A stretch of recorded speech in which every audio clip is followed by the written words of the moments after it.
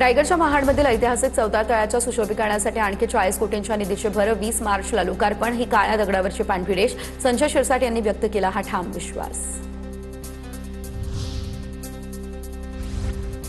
पुण्यातील राष्ट्रवादीचे नगरसेवक अमोल बालवडकर यांच्याकडून चंद्रकांत पाटलांच्या मतदारसंघातील विकास कामांच्या चौकशीची मागणी केल्यानं माझ्या प्रभागाचा निधी शून्य केला, नगरसेवक अमोल बालवडकर यांचा हा आरोप।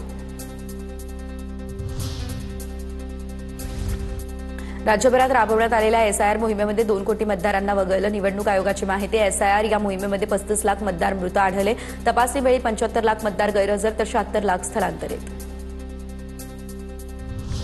जेलमधून सशर्त मुक्त झालेल्या कैद्यांच्या पुनर्वसनासाठी राज्य सरकारकडून 50,000 रुपयांची मदत। राज्य सरकारनं मदतीमध्ये आता दुप्पट वाढ केली। जेलमधून मुक्त झालेल्या कैद्यांना समाजात मानानं जगता यावं यासाठी मदतीचा हात।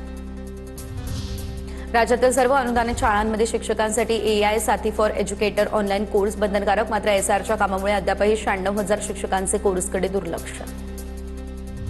राज्य सरकारी कर्मचाऱ्यांच्या महागाई भत्त्यामध्ये 2% वाढ आणि या निर्णयामुळे कर्मचाऱ्यांचा महागाई भत्ता 58% 60% इतका झाला। महागाई भत्त्यातील ही वाढ पूर्वलक्षी प्रभावानं म्हणजे जानेवारी 2026 पासून होणार लागू। आजपासून 10वीचे परीक्षा अर्ज भरण्यास देखील सुरुवात होणार आणि येणाऱ्या फेब्रुवारी-मार्च बोर्डाच्या परीक्षेसाठी अर्ज भरण्याची प्रक्रिया सुरू। नियमित शुल्कासह 31 ऑक्टोबरपर्यंत भरता येणार अर्ज। दिल्ली विमान घटनेनंतर एअर इंडियाकडून सर्व वैमानिकांची मादक द्रव्य चाचणी सुरू। 4 ऑगस्ट रोजी झालेल्या फुकेट दिल्ली विमान घटनेनंतर ही चौकशी सुरू करण्यात आली आहे।